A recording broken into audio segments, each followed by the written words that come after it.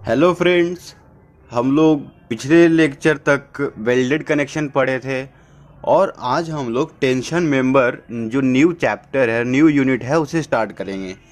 हम लोग अभी तक रिपीटेड कनेक्शन के बारे में जान चुके हैं, वेल्डेड कनेक्शन के बारे में जान चुके हैं और आज हम लोग जानेंगे टेंशन मेंबर के बारे में। आज से हम लोग टेंशन मेंबर का चैप्टर स्टार्ट कर रहे हैं। तो ये कुछ नोट्स है मेरे पास, मैं कुछ नोट्स बनाया हूँ, उसी को मैं आपको समझाऊंगा।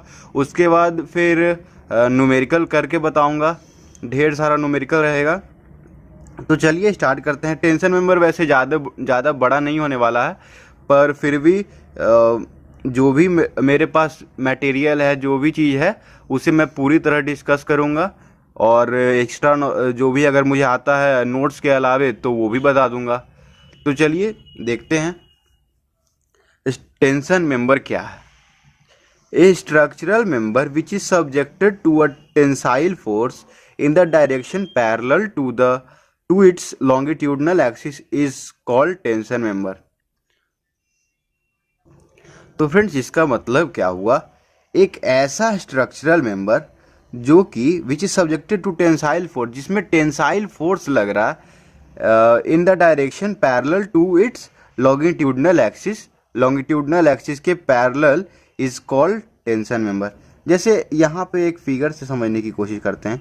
ये ऐसे फिगर है, ठीक है, ये कोई मेंबर है, ठीक, और यहाँ पे हम लोग टेंशन फोर्स लगा रहे हैं।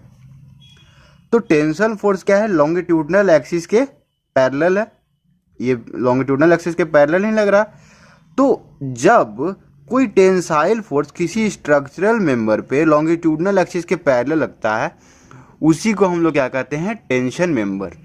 ठीक है, ये tension member is also known as tie member और सिंपली टाई। अब जब न्यूमेरिकल बनाओगे ना, या अभी तक आपने वेल्डेड कनेक्शन में, रिवेटेड कनेक्शन में देखा होगा टाई मेंबर का यूज किया होगा। कभी कभी कुछ न्यूमेरिकल्स में क्वेश्चन में होगा कि ये tie member is subjected to, ऐसे करके क्वेश्चन होगा और रिवेटेड कनेक्शन फाइंड करना था, डिज़ाइन करना, जो भी करना था, और सिंपली टाई के लिए भी। तो हम लोग क्या करते हैं, टाई मेंबर या सिंपली टाई को ही टेंशन मेंबर दूसरे शब्द में कहा जाता है, मतलब इसका दूसरा नाम है, ऐसे समझ लीजिए। ठीक है फ्रेंड्स, अब है कुछ पॉइंट्स इसके बारे में। When a tension member is subjected to axial force, जब कोई टेंशन मेंबर पे एक्सियल फोर्स लगता है, the distribution of stress over the cross section is uniform. अब यहाँ पे कहने का मतलब ये है कि जब कोई भी टेंशन, जब किसी टेंशन मेंबर पे हम लोग एक्सियली कोई फोर्स लगाते हैं, तो क्या होगा वहाँ पे, ऐसा नहीं है कि नॉन यूनिफॉर्म, मतलब जैसे तैसे फोर्स लग रहा है। कभी भी लगेगा फोर्स तो पूरे क्रॉस सेक्शन में कैसा लगेगा, यूनिफॉर्म फोर्स लगेगा। But when a tension member is eccentrically loaded, अब वही जब इस इसेंट्रिकली लोडेड का बात करते हैं, मतलब जैसे यहाँ से मैं बताता हूँ, इस तरह से कुछ ये कोई मेंबर है, ठीक है, और यहाँ पे अपना सेंटर है, और ये क्या हो रहा है, हम लोग ये तो सेंटर यहाँ पे है, पर हम लोग फोर्स यहाँ पे लगा रहे हैं। पॉइंट जैसे सी जो पॉइंट है इसका सेंटर है, और पी पॉइंट पे हम लोग फोर्स लगा रहे हैं। तो जो पी पॉइंट पे ऊपर से फोर्स लगा रहे हैं, इस तरह से ऐसे फोर्स लगा रहे हैं, तो वो तो इसेंट्रिकली है, मतलब यहाँ से यहाँ तक जो इसेंट्रिसिटी है ई, इन दोनों के बीच, पॉइंट सी और पॉइंट पी के बीच जो इसेंट्रिसिटी ई है, उसके वजह से देखिए क्या होता है, what when a tension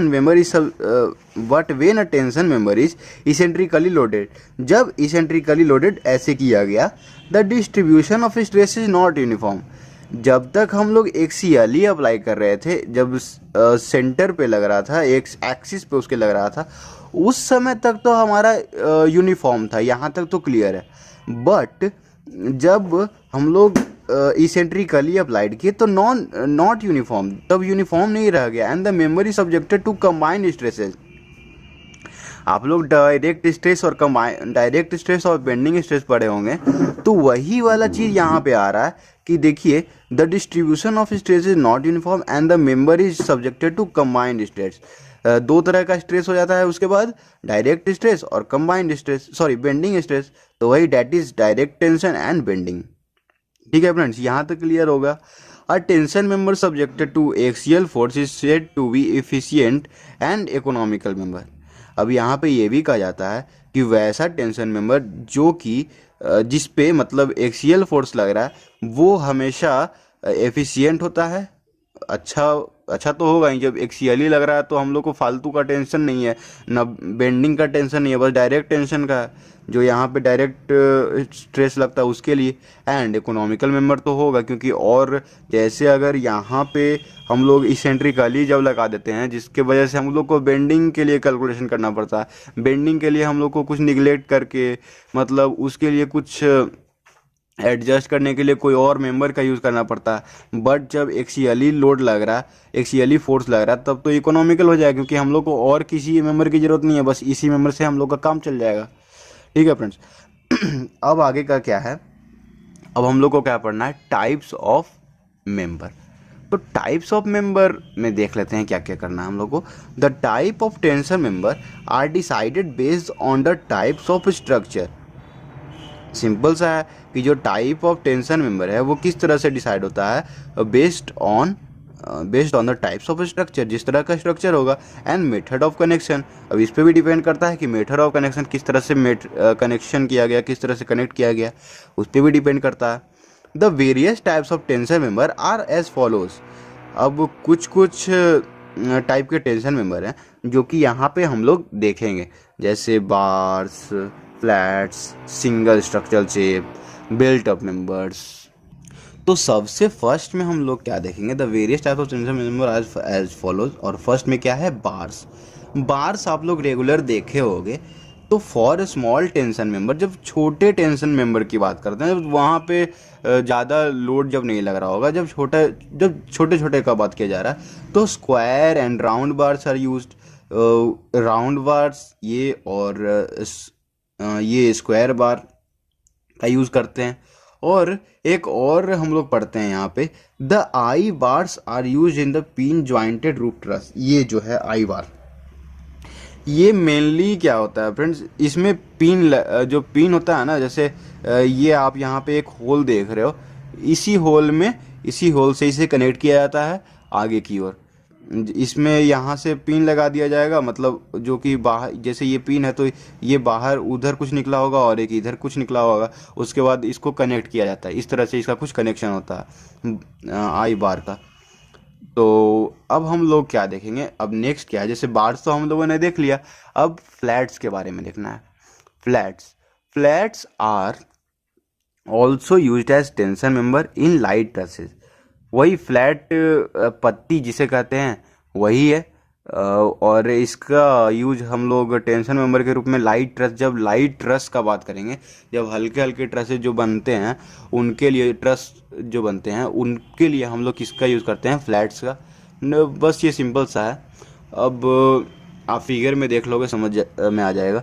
single structural shapes और बिल्ट अप मेंबर्स। अब यहाँ पे जो ये हैं वो ज़रूरी हैं, मेन रूप से ज़रूरी वैसे बिल्ट अप मेंबर्स का होता है, पर सिंगल स्ट्रक्चरल शेप का भी बहुत सारा यूज़ है। Single structural shape like angle section जानते होंगे, T section and channel section are used as tension member.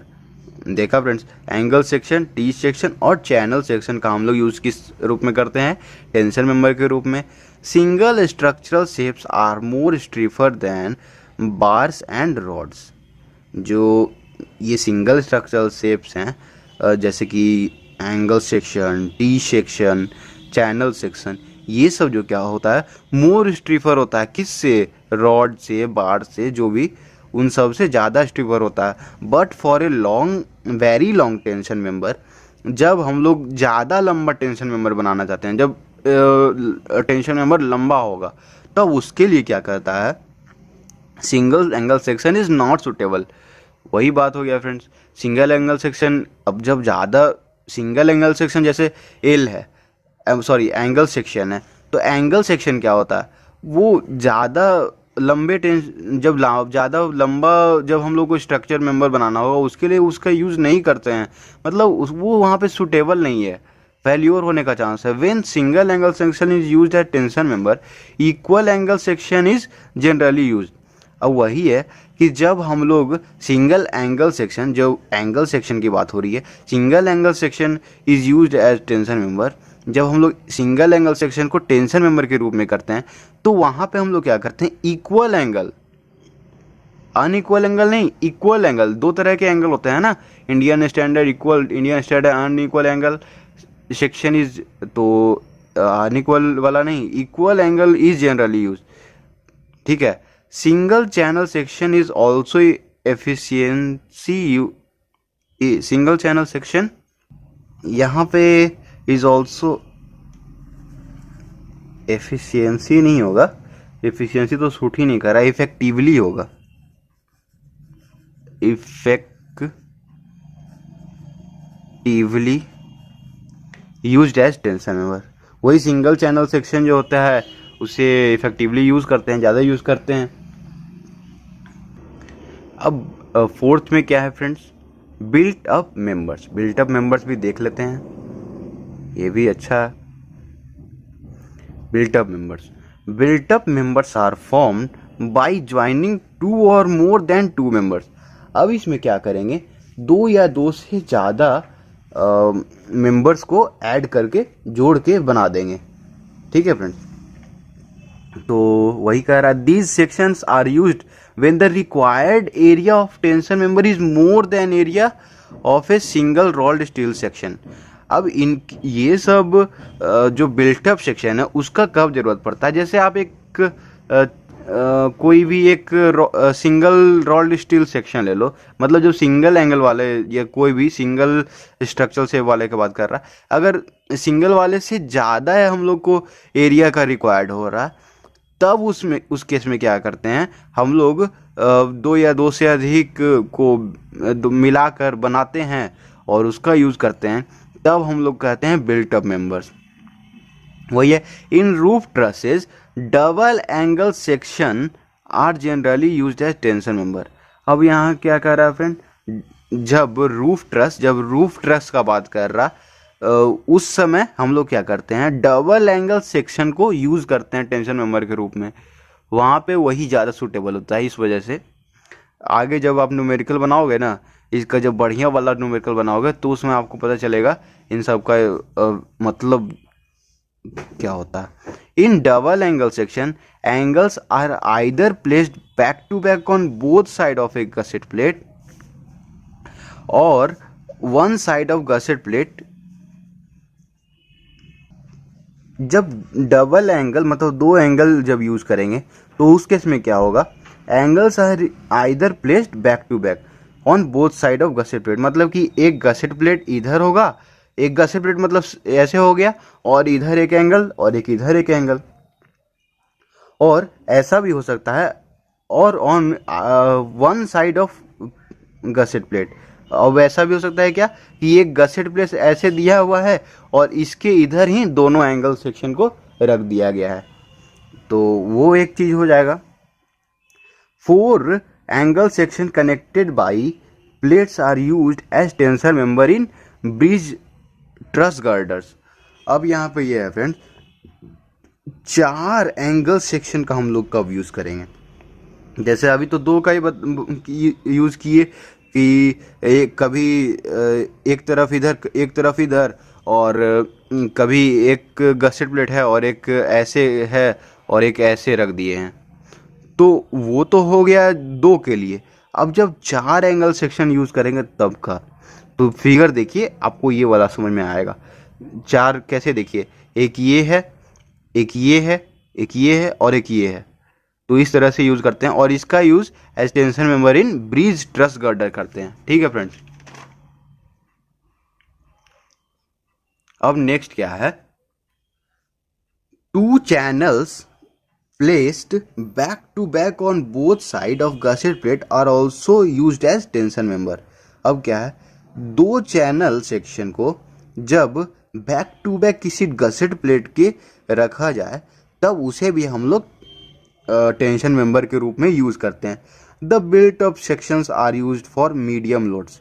अब वही है फ्रेंड्स कि जो बिल्ट अप सेक्शन होते हैं ना, उन्हें मीडियम लोड्स के लिए ही यूज किया जाता है। ठीक है फ्रेंड्स, अब यही फिगर्स देख लीजिए, सिंगल एंगल जो यहाँ पे है सिंगल स्ट्रक्चरल शेप के लिए सिंगल एंगल, फिर double angle on either side of gusset plate built up section, जो वही मैंने बताया ये वाला, फिर टी सेक्शन, फिर चैनल सेक्शन, फिर बिल्ट अप सेक्शन में जब two angle same side of gusset plate, two से angle same side of gusset plate, और यहाँ पे double angle on either side of gusset plate built up section के लिए वही सब है।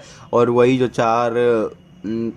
चार एंगल सेक्शन का यूज़ करेंगे फॉर रूफ ट्रस गर्डर्स, उसके लिए सॉरी ब्रिज ट्रस गर्डर्स, जब ब्रिज वाला जो गर्डर होता है ना उसके लिए जब यूज़ करते हैं तो built up section with 4 angles. अब फ्रेंड्स यहाँ से वहाँ तक तो थ्योरी था, अब यहाँ से हम लोग क्या करेंगे, न्यूमेरिकल के लिए जो भी डेटा है वो सब देखेंगे। तो यहाँ से इम्पॉर्टेंट होने वाला है, आप इसे बढ़िया से देखो।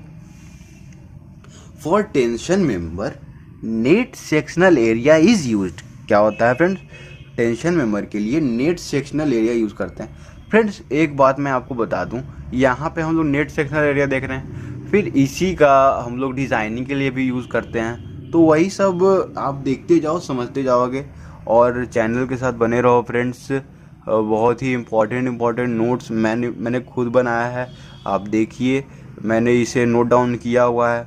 और फिर इससे क्या होता है कि अच्छे समय में कुछ बच्चे मैसेज कमेंट सेक्शन में किए थे कि सर सिलेबस कंप्लीट कर दिए जल्दी, तो इस वजह से और आसानी भी हो जाता है। और न्यूमेरिकल तो मैं बताता हूँ नोट, तो आप वैसे देखते रहो, सारे लेक्चर्स के साथ बने रहो। और अगले लेक्चर में मैं इसी नेट सेक्शनल एरिया को बताऊंगा, और उसके आगे लेक्चर्स में कुछ और बताऊंगा, फिर वैसे ही करके कुछ कुछ बताते जाऊंगा। और फ्रेंड्स फिर न्यूमेरिकल्स सॉल्व करेंगे हम लोग। और टेंशन मेंबर का न्यूमेरिकल बहुत बढ़िया होता है, बहुत ज़बरदस्त होता है, बनाने में बहुत मज़ा आता है। तो आप अगले लेक्चर में आपसे मिलता हूँ। Thank you friends.